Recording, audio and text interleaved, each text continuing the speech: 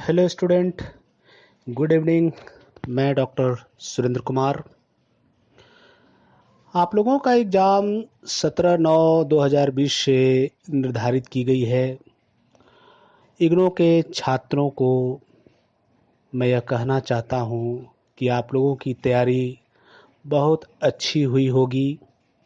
मैंने कुछ प्रश्न निकाले हैं जो अति महत्वपूर्ण है और सितंबर में जो एग्ज़ाम होने जा रही है वह आप लोगों के लिए बहुत महत्वपूर्ण है और उसमें इससे जो मैं बता रहा हूँ उससे प्रश्न ज़रूर आएंगे।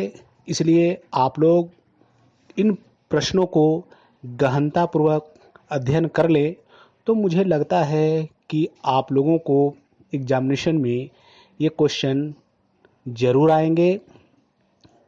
तो चलिए मैं MPS 3 पर चर्चा करता हूँ कि MPS 3 में कौन कौन से महत्वपूर्ण प्रश्न हैं जो आप लोगों को एग्जामिनेशन में आ सकते हैं और आप लोग उसमें बहुत अच्छा से एग्ज़ाम को लिख सकते हैं।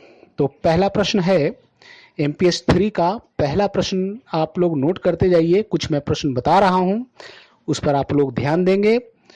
पहला है, विकास और अधिकार के मुद्दों के संदर्भ में भारतीय राष्ट्रीय आंदोलन की चर्चा कीजिए।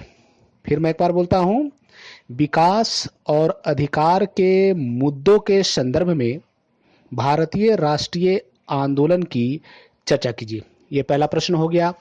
अब हम लोग दूसरे प्रश्न पर चर्चा करते हैं। विकास में महिलाएं संबंधी दृष्टिकोण।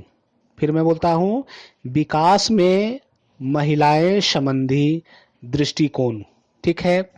नेक्स्ट प्रश्न पर अब हम लोग चर्चा करते हैं। तीसरा प्रश्न पर, क्षेत्रीय असंतुलनों पर उदारीकरण का प्रभाव। फिर मैं एक बार बोलता हूँ, क्षेत्रीय असंतुलनों पर उदारीकरण का प्रभाव। ठीक है।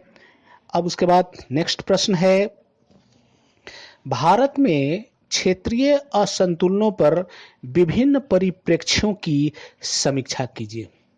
भारत में क्षेत्रीय असंतुलनों पर विभिन्न परिप्रेक्ष्यों की समीक्षा कीजिए। ठीक है। अब उसके बाद नेक्स्ट प्रश्न है, भारत में संसद और न्यायपालिका के बीच संबंध की प्रकृति का परीक्षण कीजिए।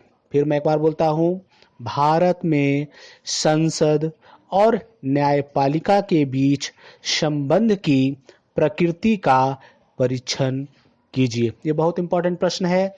नेक्स्ट है, हित समूह एवं दबाव समूह। हित समूह एवं दबाव समूह, इसको आप पढ़ लीजिए। बहुत ही महत्वपूर्ण प्रश्न है, आते ही आते हैं। उसके बाद है, नेक्स्ट प्रश्न है, बदलते हुए विश्व में विकास की समीक्षा की चर्चा कीजिए। फिर मैं एक बार बोलता हूँ, बदलते हुए विश्व में विकास की समीक्षा की चर्चा कीजिए। ठीक है। अब आते हैं नेक्स्ट प्रश्न पर, जाति और वर्ग के बीच संबंध का वर्णन कीजिए।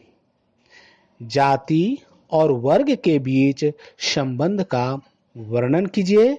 जाति और वर्ग की असमानताएं विकास को किस प्रकार प्रभावित करती है। फिर मैं एक बार बोलता हूँ, जाति और वर्ग के बीच संबंध का वर्णन कीजिए और जाति और वर्ग की असमानताएं विकास को किस प्रकार प्रभावित करती हैं। ठीक है। अब आ जाइए नेक्स्ट प्रश्न पर हम लोग चर्चा करते हैं। मानव विकास से आप क्या समझते हैं।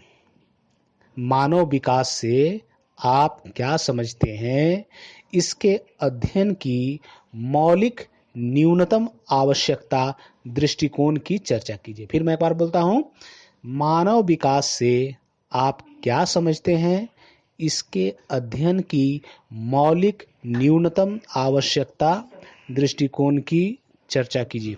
ठीक है। अब नेक्स्ट प्रश्न पर हम लोग चर्चा करते हैं, आधुनिक लोकतंत्र और प्रेस। यह बहुत ही महत्वपूर्ण प्रश्न है, इसे लगभग आते ही आते हैं। फिर मैं एक बार बोलता हूँ, आधुनिक लोकतंत्र और प्रेस। ठीक है, अब नेक्स्ट प्रश्न पर चर्चा करते हैं हम लोग। भारत में पुलिस के कार्यों एवं विशेषताओं का संक्षिप्त वर्णन कीजिए। भारत में पुलिस के कार्यों एवं विशेषताओं का संक्षिप्त वर्णन कीजिए। फिर उसके बाद है भारतीय लोकतंत्र में चुनावों का महत्व। मैं फिर एक बार बोलता हूं, भारतीय लोकतंत्र में चुनावों का महत्व। ये भी बहुत महत्वपूर्ण प्रश्न है। इसके बाद है आधुनिक लोकतंत्र और प्रेस। आधुनिक लोकतंत्र और प्रेस या जनमत और जननीति बनाने में संचार माध्यमों की क्या भूमिका है, इस पर आप चर्चा करें। फिर मैं एक बार बोलता हूं, आधुनिक लोकतंत्र और प्रेस, ऐसा भी प्रश्न आता है उसके, या इसको इस तरह से भी लिख सकते हैं, या जनमत और जननीति बनाने में संचार माध्यमों की भूमिका की चर्चा कीजिए। ये बहुत इंपॉर्टेंट प्रश्न है, लगभग ये आते ही आते हैं। इसके बाद है भारत में लोकतंत्र के उद्भव और विकास पर एक निबंध लिखिए। भारत में लोकतंत्र के उद्भव और विकास पर एक निबंध लिखिए। इससे एक और भी संबंधित आता है कि 20वीं सदी में लोकतंत्र के उद्भव और विकास पर भी चर्चा कीजिए। इस टाइप के भी प्रश्न आते हैं, इसलिए घबराने की आवश्यकता नहीं है। उसके बाद एक है, लास्ट प्रश्न है, भारत में किसान आंदोलन। अगर आप लोग इतने प्रश्न पढ़ लेते हैं तो कुछ प्रश्न बड़े भी आते हैं, कुछ शॉर्ट नोट्स में भी आते हैं, ये दोनों पकड़ा जाएंगे और इतना काफ़ी है। अगर आप लोग इन सारे प्रश्नों को गहनतापूर्वक पढ़ लेते हैं तो मुझे लगता है कि आप लोगों को क्वेश्चन पकड़ा जाएगा और आप लोग एग्ज़ाम बहुत अच्छे से दे पाएंगे। थैंक यू, धन्यवाद।